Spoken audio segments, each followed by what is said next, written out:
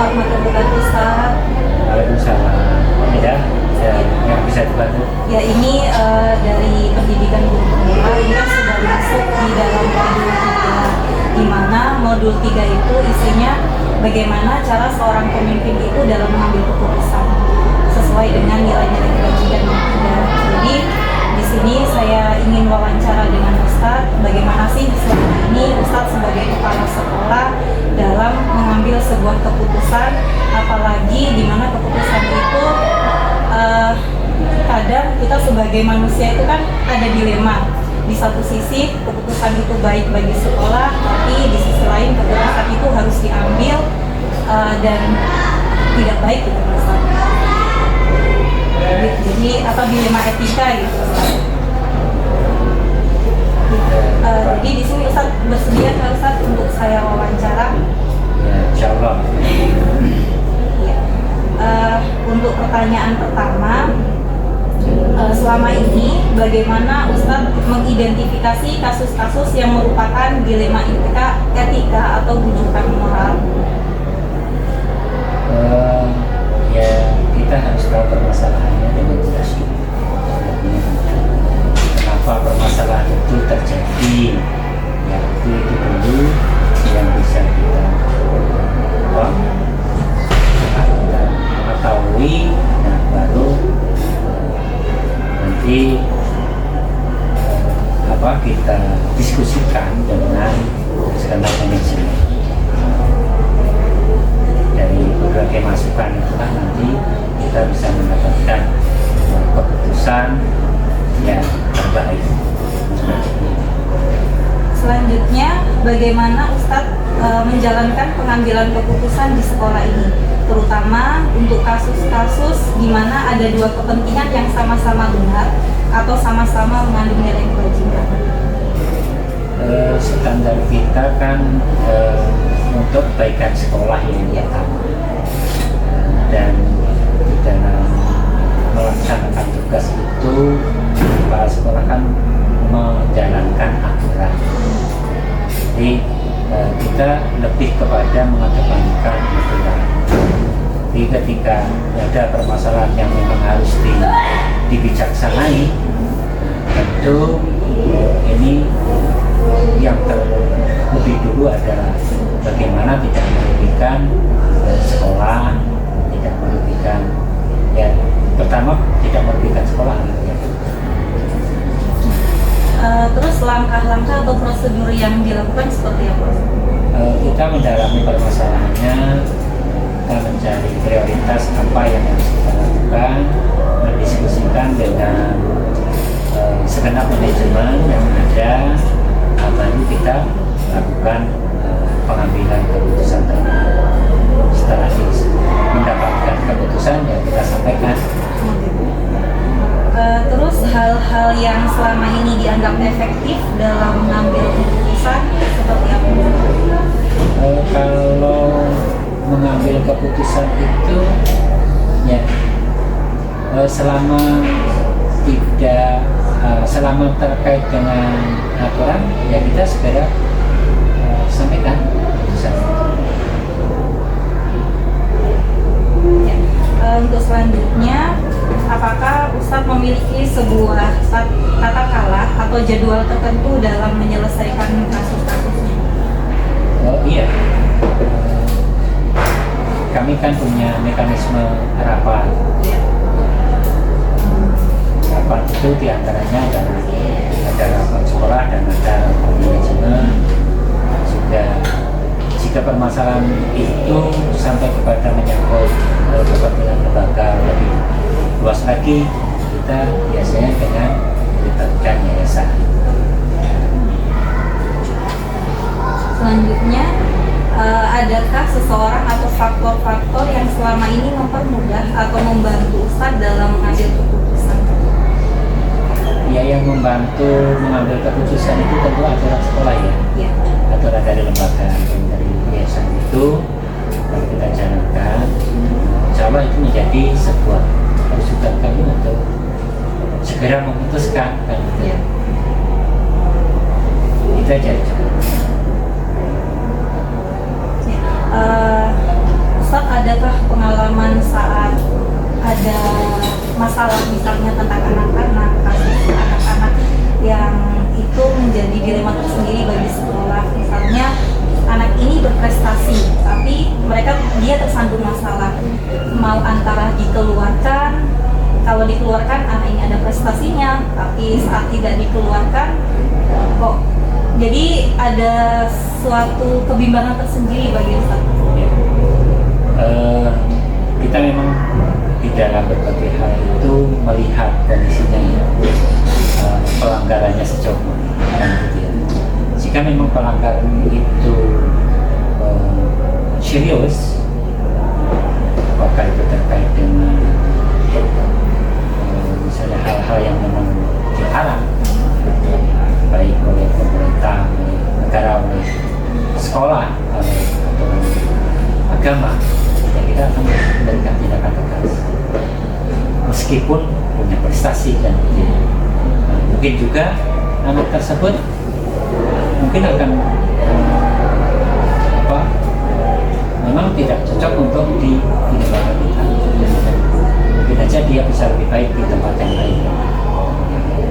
Ini satu panduan kita, ketika memang anak tersebut itu melanggar peraturan yang serius, ya bagaimana kita memang harus bersikap tegas tadi. Apakah dikembalikan ke orang tuanya atau jika memang memungkinkan dilakukan pembinaan, tapi kalau memang tadi serius, ya mungkin sebaiknya dikembalikan kepada, dan itu ya beberapa kali kita lakukan. Berarti kalau yang saya tangkap di sini itu dalam mengambil keputusan dikembalikan lagi ke kebijakan dan aturan yang ada di sekolah. Ya. Yang pertama itu kan bersandar kepada aturan, ya kan. Kalau tidak bersandar kepada aturan, nanti malah kita mendapatkan kesulitan. Terima kasih Ustaz, itu saja yang ingin saya tanyakan. Semoga nanti kedepannya saya bisa mengambil hikmah bagaimana sih saya harus mengambil keputusan kalau terjadi suatu masalah misalnya di dalam kelas, tentang bagaimana menyikapi dengan anak-anak. Terima kasih Ustaz. Assalamualaikum. Waalaikumsalam.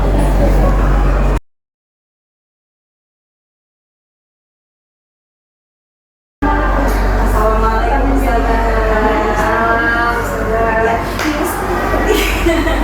ya, perkenalkan saya Devi dari CPB Siap. Saya di sini menemui Ustazah karena ada salah satu dari kepala sekolah bagaimana sih pengalaman seorang kepala sekolah dalam mengatasi masalah-masalah yang sekolah ini terjadi. Jadi di sini saya juga ingin belajar sama Ustazah. Oh, siap. Iya, siap, boleh ya Ustaz? Ya, boleh. Tidak mengganggu waktunya. Aman. Jadi selama ini bagaimana Ustazah dalam mengidentifikasi kasus-kasus yang merupakan dilema atau etika atau Berbicara terkait masalah yang dilema etika dan bukan moral, tentunya di awal-awal itu sangat menantang. Tapi kabar baiknya adalah sebelum saya menjadi kepala sekolah, saya mengikuti program guru penggerak angkatan 3, dan sekarang saya bergabung dengan komunitas Ngopi Kompak, Ngobrol Pintar, komunitas guru penggerak Kalimantan. Nah, ketika kita dihadapkan dengan materi masalah tantangan dilema etika, tentunya yang pertama saya harus lakukan adalah mengumpulkan data. Kemudian mendengarkan ada laporan atau ada kabar dari siswa atau guru atau warga sekolah, itu saya harus mendengarkan. Setelah saya mendengarkan, saya mengumpulkan data. Setelah itu saya mengajak manajemen saya untuk berkolaborasi membicarakan sekiranya seperti apa solusi untuk tantangan tersebut. Setelah mengumpulkan diskusi, kemudian saya akan hasilnya juga pun saya akan konsultasikan lagi kepada pimpinan jika itu perlu kita bahas. Setelah itu saya akan memikirkan terkait dampak daripada keputusan yang akan saya ambil seperti itu. Berarti di awal untuk menyelesaikan tantangan Betul. Nah, bagaimana Ustazah dalam menjalankan pengambilan keputusan di sekolah, terutama dalam kasus yang dimana ada dua kepentingan yang sama, benar atau sama-sama yang mengandung kebajikan? Ya, tentunya itu tadi ya. Ketika ada ada masalah atau tantangan, kemudian ini sama-sama nih kepentingannya sama, ya pastinya saya akan melihat lebih detail lagi, lebih dalam lagi terkait masalah tersebut atau tantangan tersebut. Apakah itu dampaknya berpihak kepada murid atau seperti apa? Tentu dalam setiap keputusan yang diambil, orientasinya adalah bagaimana keputusan itu berpihak kepada murid. Karena sebagaimana kita ketahui bahwa dalam proses pembelajaran itu ya murid lah yang target utama kita. Jadi ketika itu sama kepentingannya, maka saya akan mencari yang mana lebih banyak yang untuk kepentingan murid. Iya. Tadi di pertanyaan pertama itu kan kalau nggak salah Ustazah sudah menjelaskan tentang langkah-langkah Betul. dalam menyelesaikan masalah ya. Nah, terus dari langkah-langkah tersebut yang paling efektif nih mana? Yang urgent banget harus itu langkahnya diterapkan. Harus mengumpulkan data dulu. Jadi ketika ada tantangan itu kita nggak bisa langsung memutuskan, kita harus mencari akar permasalahannya. Nah, untuk mendapatkan akar itu kita harus mengumpulkan data. Nah, dari A, B, C, dari semua ya, sehingga dalam membuat keputusan itu lebih enak dan lebih efektif seperti itu. Terus apakah Ustazah memiliki sebuah tata kelola atau jadwal tertentu dalam menyelesaikan kasus di etika? Ya, tentunya jadwal tidak ya, karena kan namanya hidup berjalan begitu saja. Tatkala itu datang kita sudah siap. Jadi yang penting ini saya sudah menyiapkan diri nih. Jadi apapun hal-hal yang ingin dilakukan di sekolah, tentunya itu kan hasil rembukan, hasil kolaborasi, hasil diskusi bersama rekan-rekan warga sekolah. Nah, kita punya tim, setiap program atau agenda itu ada timnya, sehingga ketika di lapangan ada benturan atau tantangan berupa dilema etika, itu tidak terjadwal sih, tapi memang kita punya jadwal untuk evaluasi. Nah, evaluasi daripada pelaksanaan program-program ini. Nah, kalau untuk dijadwalkan mengatasi itu nggak ada. Jadi ya, yang saya lakukan adalah mempersiapkan semuanya. Maka dalam menjalankan program-program sekolah itu kita punya tim, kita punya PJ, dan itulah nanti yang akan kita evaluasi bersama untuk perbaikan program ke depannya seperti itu. Terus pertanyaan selanjutnya, adakah seseorang atau faktor-faktor apa yang selama ini mempermudah atau membantu Ustazah dalam mengambil keputusan dalam kasus dilema etika? Ya, alhamdulillah kabar baiknya sekali lagi karena saya menjadi kepala sekolah itu dari guru penggerak. Nah, manajemen saya pun ini timnya ini juga solid karena dari guru penggerak. Nah, sehingga itu sangat memudahkan saya dalam menghadapi dilema-dilema yang ada di lapangan. Mulai dari wakil kepala sekolah kesiswaan, juga adalah guru penggerak angkatan 3 Kota Bontang ya, Ustaz Happy, kemudian Ustaz Heri sebagai wakil kepala sekolah bidang sarana dan prasarana, dan beliau juga pada role adalah guru BK di sekolah kami. Tentunya apa yang akan didapatkan di guru penggerak ilmu-ilmunya itu juga sangat menunjang dalam pengambilan keputusan, sehingga memudahkan saya. Nah, alhamdulillah juga nih di tahun ini wakil kepala sekolah bagian kurikulum kami juga sementara mengikuti program guru penggerak angkatan 8. Jadi itu juga istilahnya mudahlah kami dalam menghadapi tantangan itu, karena kan guru penggerak itu kita harus selalu positif dan selalu semangat seperti itu.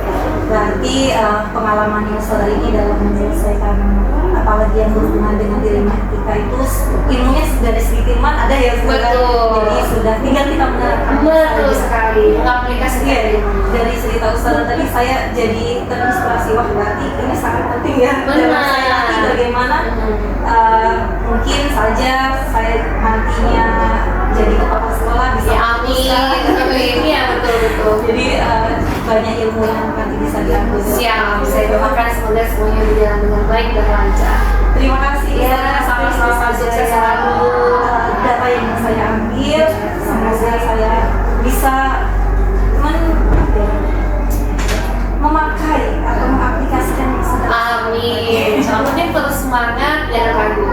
biar